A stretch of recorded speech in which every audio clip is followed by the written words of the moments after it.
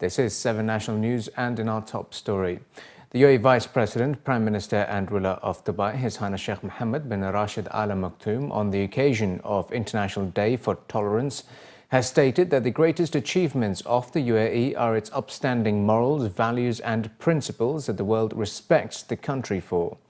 On his official website, the ruler of Dubai shared the message of tolerance, where he stated that it is in the best interest to protect our country's reputation, to promote a tolerant, cooperative and socially cohesive society, to uphold Sheikh Zayed's legacy and protect the UAE.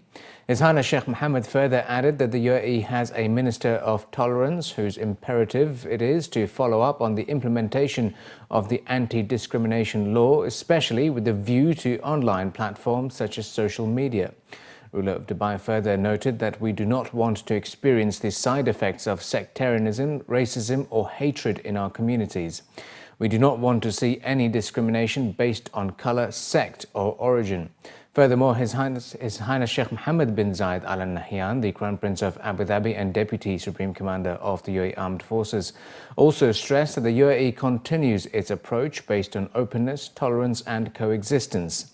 On his Twitter account, His Highness Sheikh Mohammed bin Zayed added that the UAE believes in the need to extend the values of peace, coexistence and tolerance to become a unique model and homeland of love, uniting hearts and minds. On the 16th of November, the international community observes the International Day of Tolerance as per the UN resolution passed in 1996 to foster mutual understanding among cultures and people. Additionally, on the occasion of International Day of Tolerance, the UAE's Minister of State for Tolerance, Her Excellency Sheikha Lubna Al Qasimi, has said that unity, tolerance and coexistence are the hallmarks of the nation, adding that every day is Tolerance Day in the UAE. Her thoughts came during her opening address of the ADEC Tolerance Day, where she noted that in this era of increasing violence, intolerance and conflicts, the UAE stands as an incubator of tolerance. Her Excellency Sheikha Lubna further noted that the country is an exemplary and unique model of a leading cosmopolitan country with many cultures and nationalities living in a peaceful coexistence and harmony on its soil. The UAE will support the United Nations' efforts to develop constructive partnerships in a bid to encourage green developments to tackle climate change issues. The statements were made by His Highness Sheikh Mansour bin Zayed Al Nahyan, the Deputy Prime Minister and Minister of Presidential Affairs, during a meeting on the sidelines of the 22nd Conference of the Parties in Marrakesh with the UN Secretary-General Ban Ki-moon. His Highness Sheikh Mansour is heading a UAE delegation which is attending the meeting of the United Nations Framework Convention on Climate Change and the Africa Action Summit in Marrakesh. The meeting was also attended by Salahuddin Mizwar, the Moroccan Minister of Foreign Affairs and Cooperation, and Patricia Espinosa, the Executive Secretary of the UNFCCC. His Highness Sheikh Mansour and Ban Ki-moon discussed the role played by the Marrakesh Climate Change Conference in implementing the Paris Agreement on climate change to deliver sustainable development goals and mitigate the impact of climate change to ensure a better future for generations. Mr. Ban Ki-moon also underlined the leading role of the UAE in supporting global efforts aimed at reducing the effects of climate change. The Abu Dhabi Education Council has announced that it will replace Geography and Geology classes in schools with Geoscience, which the authority regards as more relevant to the UAE. According to a senior official from ADEC quoted in local reports, the new subject was designed by curriculum specialists at Abu Dhabi Education Council with input and guidance from parents, teachers and more than 42 UAE-based agencies, organisations and companies. Pupils in grade 11 and 12 who attend government schools in Abu Dhabi, Al Ain and the Western region were introduced to the new subject in the past year. Geoscience combines geography, geology and space science and is offered as an elective that is taught for 3 45-minute periods each week. The course is made up of 12 units that cover topics including earth formation, plate tectonics, weather, space technology, wind energy, climatology, solar energy mapping and earthquakes, to name a few. Students will also learn about the UAE's cloud seeding program as part of their weather lessons. Space science is another major topic in the course that will educate students about the Emirates Mars mission and the country's role in advancing space technology through the UAE Space Agency and the Mohammed bin Rashid Space Centre. Commenting on the reasons for introducing the new subject, the education bodies said they wanted a subject that wasn't too theoretical and covered content that students could relate to and that had achievable outcomes. As worldwide spending on cybersecurity reached $75 billion last year, information security experts highlighted the need for a comprehensive cybersecurity framework to overcome the challenges facing businesses, organizations and countries in the MENA region. During his remarks at the RSA Information Security Conference in Abu Dhabi, Engineer Mohammed Al-Zaruni, the Deputy Director General at UAE Telecommunications Regulatory Authority (TRA), stated that while the budget for fighting cybercrime in the GCC is set to triple to 3.67 billion dirhams by 2018, the cost of cyber attacks on global economies is estimated at $300 billion every year. It was also revealed that nearly 317 million new spywares were created in 2014, amounting to 1 million new threats every day. And this shows that people involved in cybercrimes are getting more advanced and creative in the attack campaign.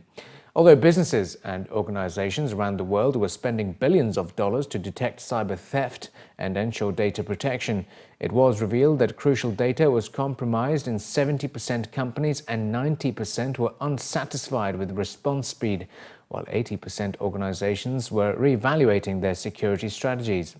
As recent studies revealed that the average time taken by a business to detect a breach in their cybersecurity system has dropped to nearly 200 days, it was highlighted that the digital world is creating both challenges and opportunities for organizations, and unless a comprehensive security system is put in place, cyber attacks will continue to hurt business interests.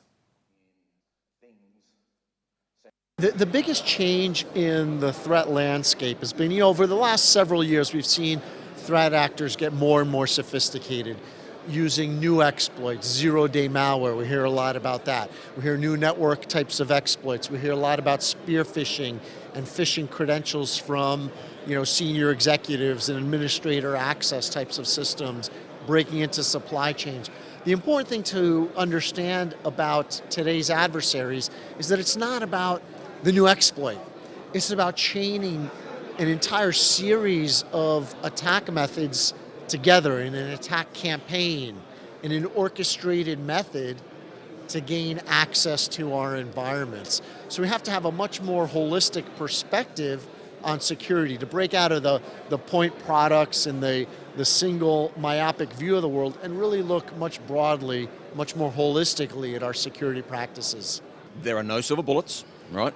However, and we also need to be careful about all of the moonshot ideas that are being presented. Oh, here's a new way of doing security.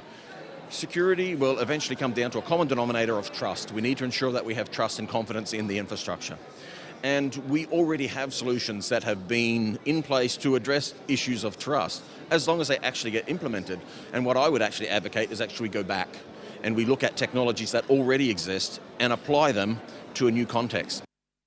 As nearly 3.2 billion users around the world are connected to the internet and over 200 billion connected things, including devices and sensors, which are expected by 2020, experts stated that a potential breakdown in the security infrastructure can have a major impact on the way we live and work in today's digital environment.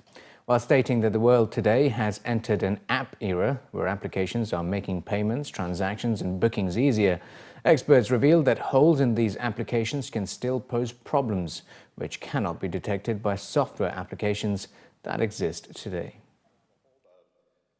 The promise of the app era is all this interconnectedness and engagement, but there's also peril that comes along with that, all this interconnectedness, engagement.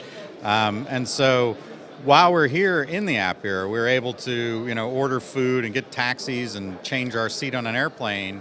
What we have to realize is we are a new end user in their systems. And if you're developing a system that allows for this new end user, you have to be very careful with the way you trust the data from them. My example where I hacked into my garage door opener, some additional testing that I did on that with a friend's garage door opener in California showed us that there's no penalty for doing bad. I wasn't able to open his garage door, but they knew I made the request. They should have penalized me, shut my account off, or done something to his account. We don't have any of those sorts of things built in today. The challenge today companies face, I would say they have tens of machines to do security, but look at it from management perspective, how hard it is to find proper resources to manage every single device. And multiply that by 10 or 15 devices, it's a nightmare. What Cisco believes, we believe in having a fully integrated architecture that talks to each other to control the attack with a simple management console. So this is our message. Definitely we don't have everything from A to Z, but we do have a very comprehensive solution, and we integrate with eco-partners to control a typical attack. And Dubai police have started investigating app stores for suspicious virtual private networks, VPNs, to stop hackers from stealing personal data. The move comes after some VPN users were scammed by hackers when they downloaded fake applications that appeared to be genuine. That's according to the Deputy Director of the Cybercrimes Department. While the police have discouraged the use of VPNs, they have said that the act of using a VPN service is not illegal for either personal users or businesses, adding that if the VPN is used to access illegal material online, then the use of the service becomes an offence. The modus operandi adopted by hackers begins with uploading applications onto stores using fake accounts and putting up lots of positive comments about the application to trick the user into thinking it is a secure application. Once downloaded, the app is used to hack the phone, steal data and get access to email account and bank details. The police have not disclosed the names of the apps that have been labelled as suspicious. And finally, in the bulletin, Dubai International has been voted as the world's best airport for layovers for the second consecutive year at the Conde Nast Traveller Readers' Choice Awards Middle East. According to the Emirates news agency WAM, Dubai was the top choice among the three final nominees chosen in the category by readers of the luxury travel publication, the other two being Doha's Hamad International Airport and Singapore's Changi International Airport.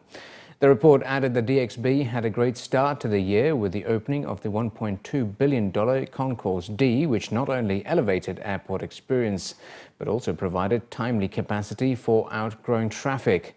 DXB was voted as the favourite among international hubs based on the round-the-clock availability of a wide range of contemporary food and beverage options, a variety of top-class retail brands, the comfort of luxurious airside hotels, and unique relaxation concepts such as spa treatments and sleeping pods.